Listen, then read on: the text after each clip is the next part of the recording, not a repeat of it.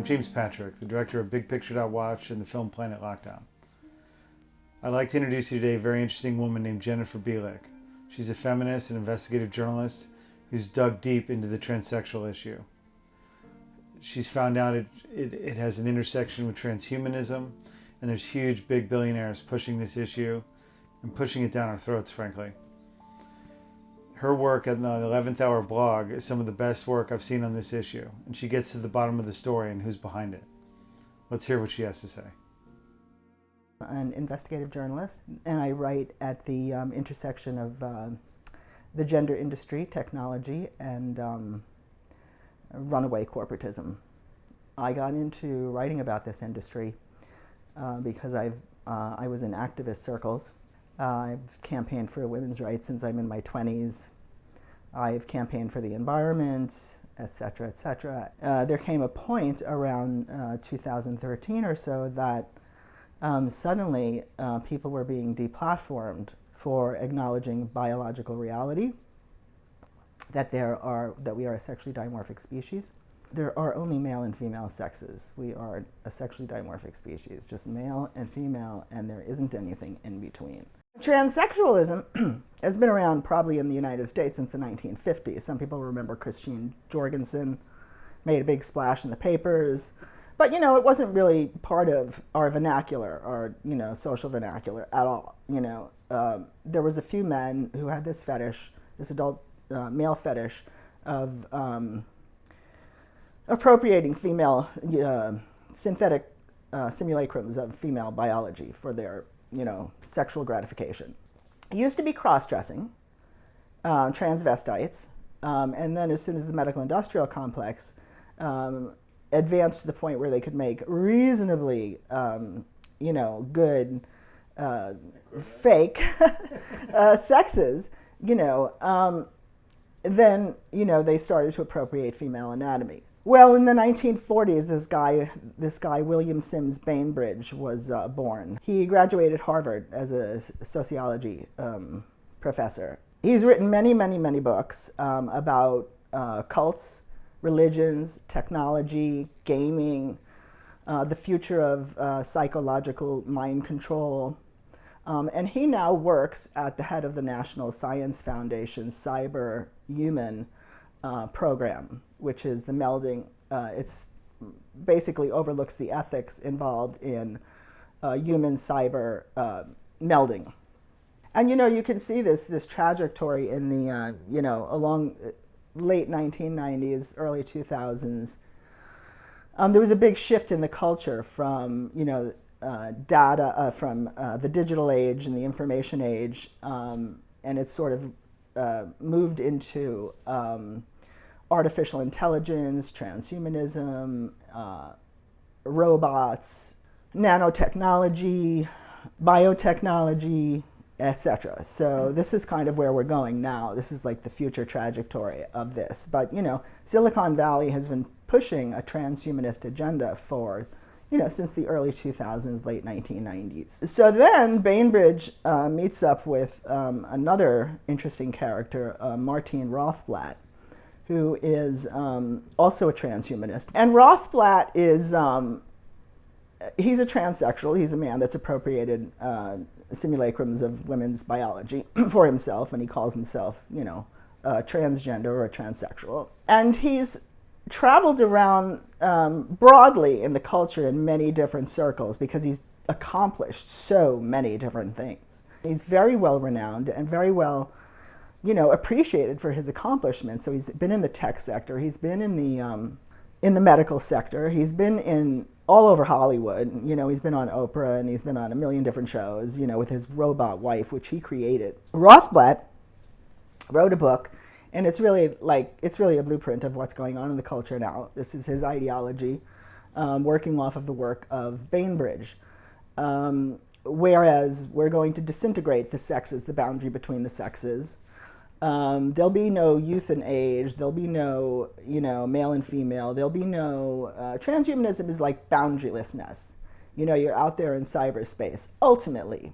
While you're getting there, it's an upgrade in humanity, melding yourself with machines, transferring human reproduction to the tech sector, in, I think it was late 1980. He got together with a whole bunch of other transvestite lawyers and transsexuals, and they created a document which was the very first gender bill, which brings disembodiment into the law, the sexual objectification of female biology, into parts, and making a human right out of that. Right? What do you mean disembodiment? Well, where he's going is full-on disembodiment, where everybody lives in cyberspace. We live in a virtual reality. We don't live in our bodies anymore. We're going to be uploaded into cyberspace. Well, in order to sell that to the public, transhumanism and disembodiment as a life, you're going to have to groom them and get them there. And the way to do that is to create this ideology that says that you can choose your sex.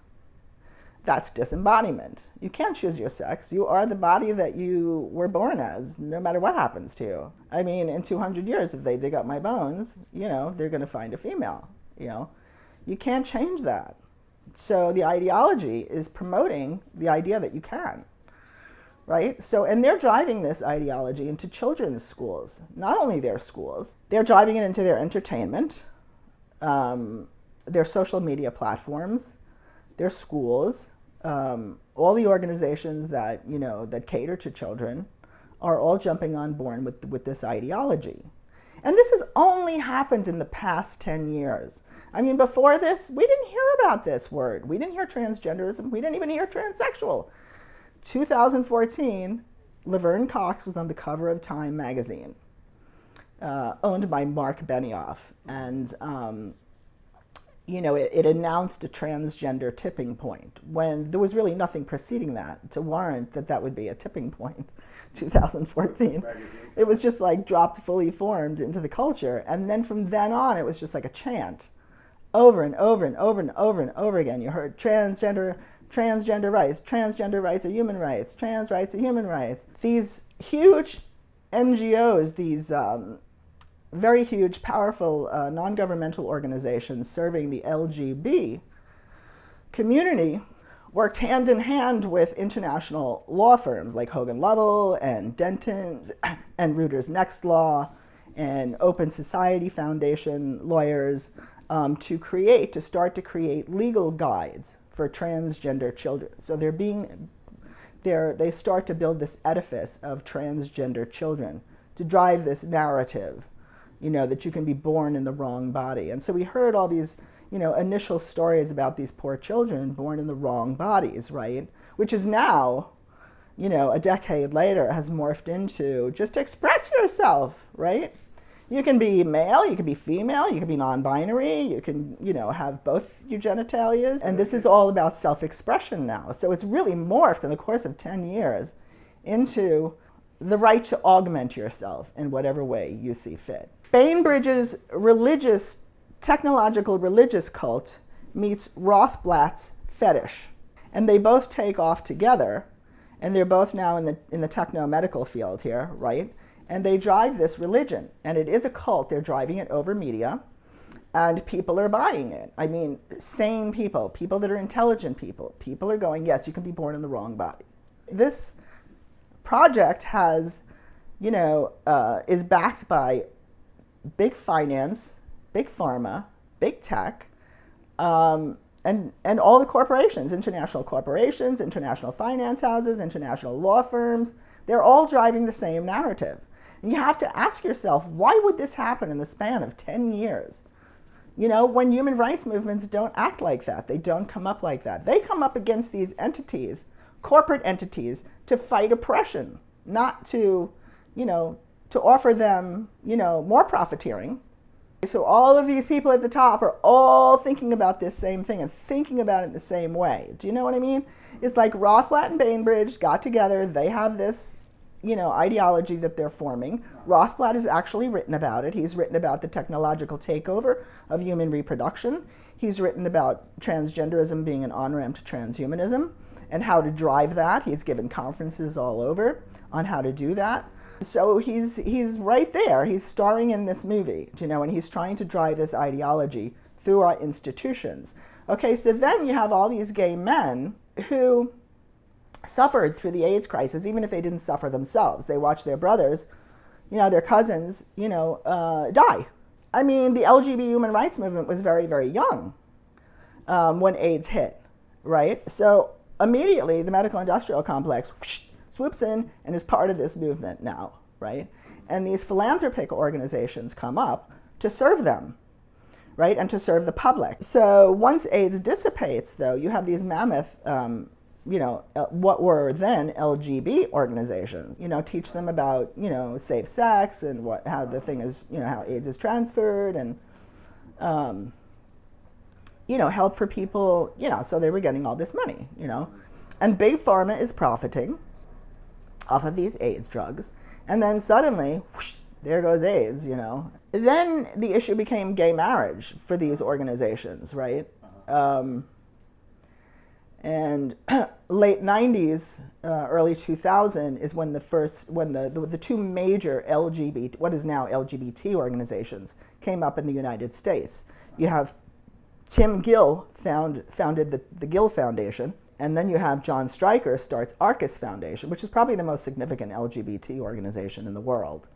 Arcus Foundation, as well as Gill Foundation, send millions and millions and millions and millions of dollars to our educational institutions, our medical institutions, prisons, organizations that serve the community, churches, they're everywhere. Their money is everywhere. And it's contingent, though, that funding mechanism is contingent upon adopting this ideology of gender ideology. And then these trans organizations started to come up. And this wasn't to serve transgender people or people that thought they were born in the wrong body, but it was to destigmatize this fetish of adult men within the corporate world, within the community, within schools. When you're sending millions and millions of dollars to these cash-strapped institutions, like universities and schools and stuff, and all they have to do is get on board with this progressive ideology. They've been told it's progressive. Who cares? It's part of the LGBT, right? They don't really think about what they're doing. And then at the same time, the media is promoting this as a human right. It's a human right. It's a human right. Well, there's tens of thousands of children that are identifying as transgender now. And you have thousands of children on these puberty blockers that disrupt your growth, ruin your bones, provide all sorts of complications, water on the brain, et cetera, et cetera. And they usually graduate to cross-sex hormones, which are even more dangerous. And they're going to be taking those for a lifetime, and they're going to be sterilized. And I think the first children's gender clinic came up in like 2007. And now we have hundreds of them all over the United States. Where did they all come from and why? Nobody examines the issue. Why is this happening? Why are suddenly children committing suicide in droves? They're jumping out of buildings because they want to be the opposite sex. We never heard about this before. If pharma could have made bank on this 50 years ago, we would have heard about it. You know what I mean? This is totally a top-down arrangement of power, and comes again from the highest echelons of society in finance. And the founder of Outright Leadership, which is the business networking arm of the LGB, comes out of banking. The guy that runs it comes out of banking. John Stryker, head of Arcus Foundation, comes out of banking. There's no Harvey Milk character here. Do you know what I mean? There's no grassroots activist here. These are all uber businessmen. So you have a profiteering motive, absolutely. Drugs, surgeries, surgery equipment, and not just the hormones and the puberty blockers, but you have antibiotics, you have anti-rejection medications, you have myriad surgeries that people want to have after they have this attack, basically, on their sex, a medical attack on their sex. Then they want to get their neck done, and they want to get their Adam's apple gone, and they want to have their jaw shaved off, and it's like a compulsion. And it's driven through technology. It's a consumerist orgy, and we're the ones being consumed. People, our sex, is being actually deconstructed. It's not just an idea, an ideology. It's actually happening. They are removing young women's reproductive organs at major hospitals So sex is actually medically being deconstructed, as well as ideologically and legally and linguistically in the culture. If you convince a whole generation of children that they can choose their sex, they're not going to know where they come from. They're not going to know who or what they are, because we as a species are connected to the real world, to the natural world, by sex. That's how we're tethered to everything else. Everything in the universe, in all the, in the world, in the biological world, is reproduction, regeneration, death, regeneration, death, regeneration, death, right? But you're, teaching children that they can live forever, that they can choose their sex, that they can choose whatever they want to choose. And this is madness. It's absolute madness, because it goes against the grain of reality. Why are they driving an ideology of physical dissociation from your sexed reality? This is what's going on here. Why is this happening? Confront that over and over and over again. Well, it's all part of the medical tech sector they're going to profit from. If you sterilize a whole generation of children, they're going to need reproductive services, right? You can't just go make a baby in your backyard with your partner, right? So, yeah, this is really an occupation. I mean, as a feminist, I see it as an occupation of womanhood. It's not just using our biology like it's used in prostitution or it's used in the sex trades. This is like the pinnacle of objectification. We're going to take your biology, we're going to wear it as a costume, first of all, and second of all, we're going to transfer this reproductive capacity that you have to the tech sector. And this is why women are being legally erased in language and law. They just took woman, the word woman, out of the dictionary, in the Cambridge Dictionary, and they replaced it with anybody that feels like a woman. And the way that they do that, to transfer the human reproduction to the tech sector, is through all the big fertility treatments that are out there now. Freezing your eggs and freezing your sperm and surrogacy, and they're talking, they're researching womb implants, womb transplants. It's profiteering, and it's social control in the sense that they really literally want to break sex apart, the boundary between the males and females of our species. They want to break this apart. They perceive this as progress. You will be unburdened by sexual stereotypes, by sexual inequalities. Mothers and women won't have to have children. It's like, look at the tampon, you know what I mean? Suddenly women could leave the house, you didn't have to sit in your backyard on a stack of rags, It's technology, it's the advancement of technology to improve, our lives, but we never get a say in any of that, We don't get to say, we don't get to decide, we don't get all the information. This is all elites deciding this for us, right? And it's, it rides the bullet train of the market, Everybody is profiteering off of this now, even if they have no idea what it's about. Transgender modeling agencies, gender fluid makeup, photographers taking pictures of transgender children. It's everywhere. And this same message is being driven into their grade schools. By second grade, they're learning about gender identity, taking hormones. And this is all brought in under anti-bullying programs. These programs were passed by Obama and funded by the Pritzker family, one of the most wealthy families in America. There's many of them. Jennifer Pritzker was an Army colonel. He purports to be a female and runs around with synthetic sex characteristics of a female. And he drives this ideology into the psychiatric departments of major universities, into other medical institutions, gender hospitals, the military, et cetera, et cetera. And his company, Tawani Foundation, is partnered with Squadron Capital, which is a medical device company. So he's following the same trajectory of Arcus Foundation, right? Stryker Medical is a medical supply corporation, right? And they're going to be profiting off of these surgeries, not just, so-called gender surgeries, but human augmentation. When we open the door to these kind of radical changes to our biology, the way that we're planted in the ecosphere, You know, once we let that go, that tether, anything is up for grabs, you know.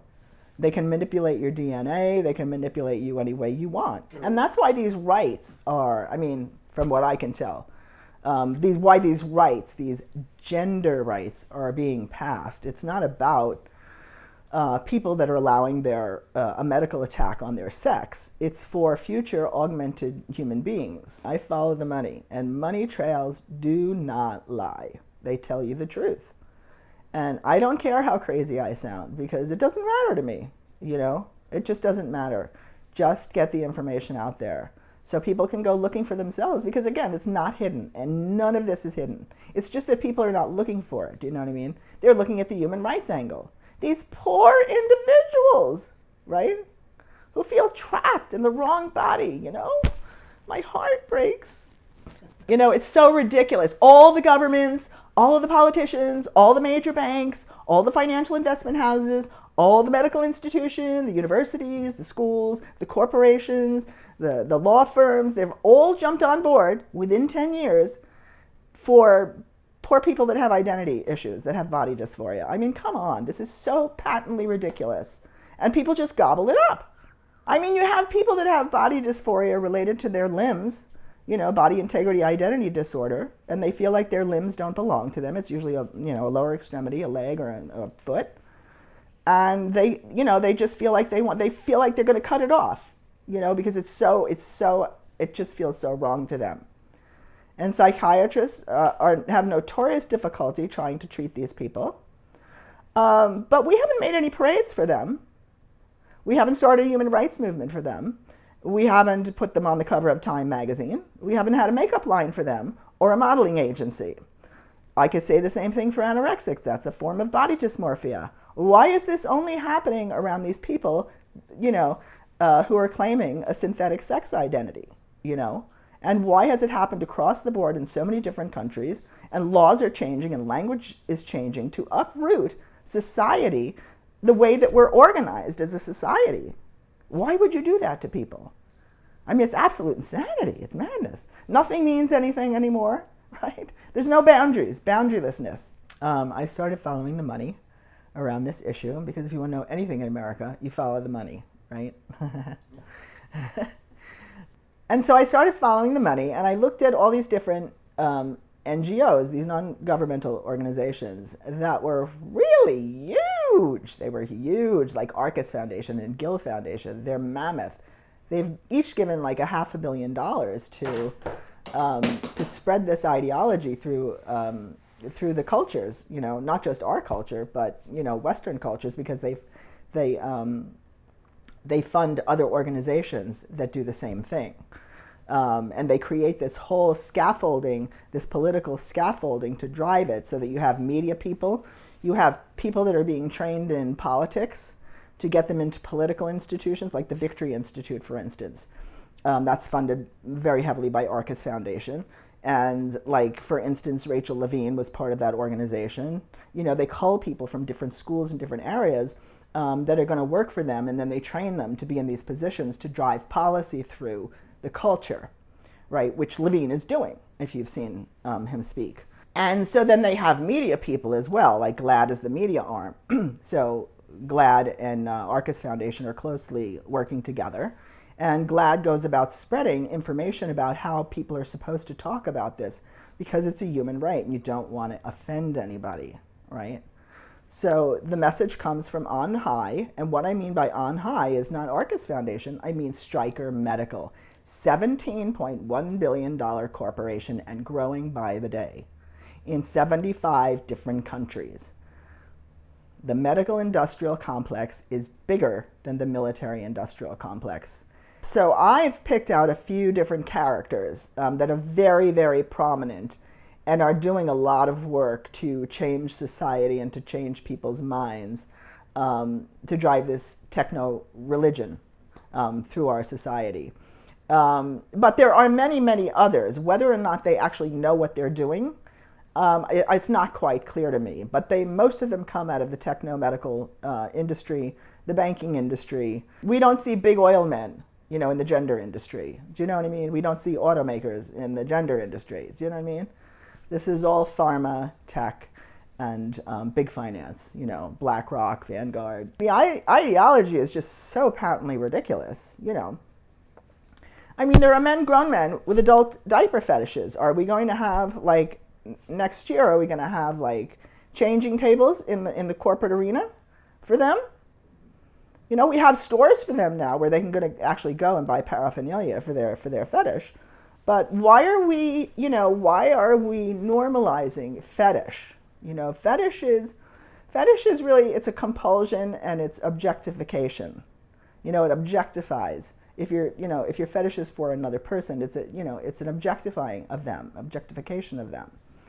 So, and we're seeing this because we're dissociated as a society.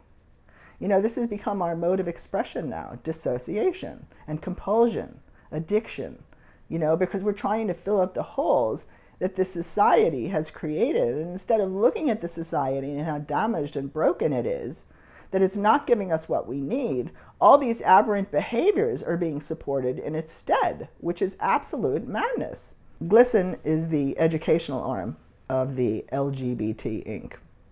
And they basically take care of educating the populace in schools, in community centers about, you know, they dispense gender ideology to them, sort of like the old Christians used to come into the, you know, American Indian communities and indoctrinate them into Christianity. Well, this is very similar. It's a technological religion, and they're indoctrinating people to this ideology, promoting it as a human right, but it's a technological religious cult. You don't get to bow out of this. I mean, that's becoming abundantly clear to a lot of people, but they don't understand why.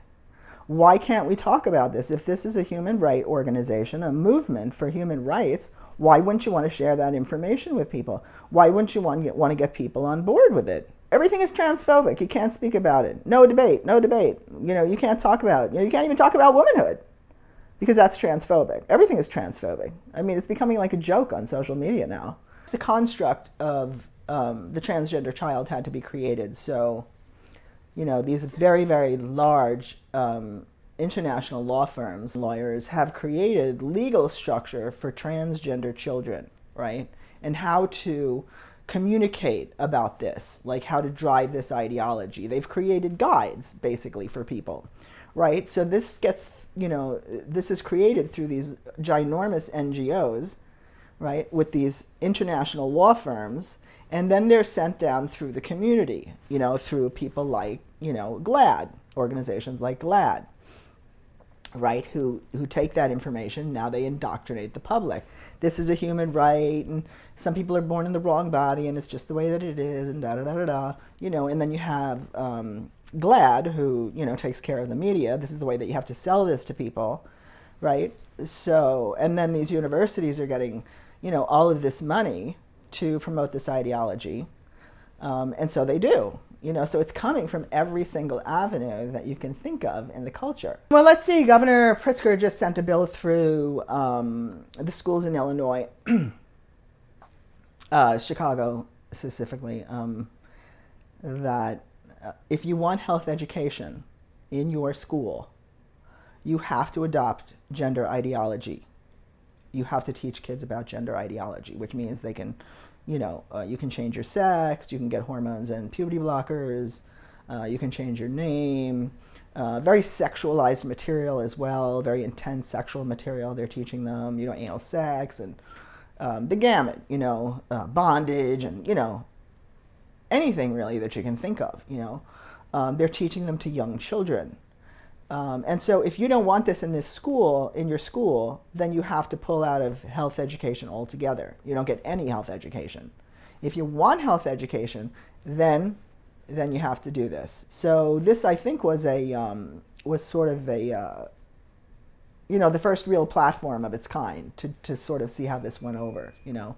Most parents said, no, we don't want it, you know, which is a credit, you know, a credit to them. But they're still pushing it, you know, they're still pushing it all over the schools. And, you know, teachers adopt it, parents adopt it because they think it's kind, you know. They don't want to be seen as terrible people. This is part of the LGB. The LGB people have, you know, been accepted in society now. Usually somebody knows somebody in their family somewhere, right, who's gay or, lesbian or bisexual. And so it's like, oh, this is just part of that. This is what they've been told. Not once, not twice, over and over and over and over again. Well, the material that they're being exposed to is highly sexualized. They've got drag queen story hours, grown men dancing around with a G-string on, and makeup and hair flying, fake boobs bouncing, and this is supposed to be progressive and cool and fun. And they're teaching them about, very, very sexual material, what partners do with each other. They're teaching them about hormones and puberty blockers and that you can change your sex if you want to. This is, just the way some people are, It's not a disorder. It's not, it's not anything other than, it's just another way to be human. God, I think we should just throw the whole thing out, honestly. Even as a feminist, I think that, because it's just it's so convoluted now. It's just ridiculous, you have you have a female body. That's really the only thing that makes me a female, is my female body. It's not because I like long hair or because I like pink nails or want to run around in high heels or, I cry myself to sleep every night. No, it's none of those things. Those things are socially constructed, right? But they do have some small relationship to biology. Like testosterone really drives male aggression. Even the women that are, having their sex medically attacked, who call themselves, men, discuss how aggressive it makes them feel. We all have estrogen and testosterone, but like overwhelming the body that's not meant for that causes changes, right? So there are propensities. And I really just say that with such caution, propensities, of women and men to act a certain way because of their biology, We have, generally speaking, smaller hands. We take care of infants. It makes sense evolutionarily. Do you know what I mean? But, when you get into, female brains are smaller and they don't read as well, or, men are better at math, or, all those things are just ridiculous stereotypes, right? But, it's very difficult to talk about all of those things in this particular climate, So you have, conservatives, for instance, going, no, it's, gender is not a social construct, right? Females do like to do all these things, right? And then you have radical feminists screaming that it's totally a social construct. I don't think any of those things is actually real. I think it hovers somewhere in between. But feminists sort of, they wanted to sort of explain the difference between, our biology and the role that is constructed for us, under male supremacy, basically, where we get the shitty end of the attributes, that are docile and non-active and demure and, whereas men get all the active qualities, assertive, take action, blah, blah, blah. So it was originally meant to talk about that hierarchy, right? But now it's like, because, like I said, in this particular environment, it's completely useless. Just throw it the hell out, Talk about sex, because while you're discussing gender, the corporate state is running away with human sexual reproduction and transferring it to the tech sector. Women are being erased in language and law. It's like we don't exist. Rapists are being, put in women's prisons because it doesn't matter. Sex doesn't matter. Only gender identity matters. The feeling that you have about yourself matters. So women are being erased in language and law. And mostly women are having their biology deconstructed. Young women are getting the double mastectomies. They're having their ovaries removed. They're having their wombs removed. It's way, way top heavy with young women having their bodies, their sex bodies, medically attacked. So this isn't just some ideological thing going around of female erasure. This is actually happening. And you have to ask the question, well, why is this happening? Why would they do that? And when you follow the money, like I do, you find the answers. It's all going to the tech sector. To the they want to take over human reproduction with technology. People worry about wow, this is crazy. Where is it going? And but look at where it is. It's absolute madness out there. You can't talk about reality without bringing the law down upon you. Women are being arrested, legally arrested for saying that, men can't be women. So where it's going, the money points to, them sort of overlaying a virtual reality over the natural world and subjugating the natural world. All the big techie guys, they're all talking about it. They don't hide it. Metaverse for Zuckerberg, Singularity for Ray Kurzweil, who's also mentored Martine Rothblatt. He says we're, in very short order, we're going to be living as a different species. We're going to be post-human. Now, he's considered one of our greatest intellectuals, public intellectuals. He works for Klaus Schwab at the World Economic Forum. And he says that, we're building a virtual reality, that we actually live in a virtual reality already, which I actually agree with, and that it's going to be more solidified. And it's going to be more important and more significant than the natural world. And this is where they're taking this. Whether they get there or not is anybody's guess, because there's not a whole lot of planet left for them to destroy and colonize in order to get the resources to build the tech that they need to do this. However, but that's never stopped anybody. Do you know what I mean? We can't do it. We shouldn't do it. Never stopped anybody. Look at the way they're sexualizing children, too. I mean, this is like... the first people to dissociate from their physically sexed body are rape survivors and kids who have been sexually molested, right? They dissociate, because they're being traumatized sexually, right? So, and they're flooding children's mainstream media, their schools and other institutions with this highly, highly sexual material.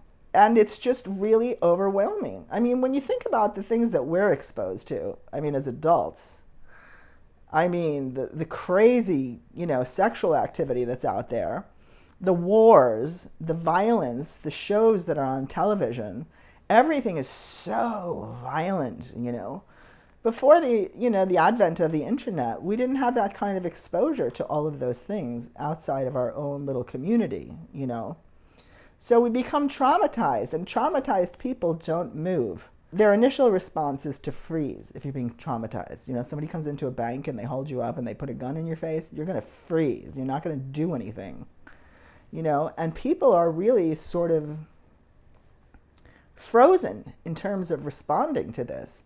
This is absolute madness. When you have a young man on national TV talking about his castration surgery, and you follow him into the operating room, and then People magazine, puts on a spread celebrating his penis goodbye party, where he has a penis cake, and this is a big celebration. This is absolute madness. And we should all be saying so. And the fact that we're not is a very, very big problem. That we've gotten to the point where we can't say what's real, what's horrible. It's absolute madness.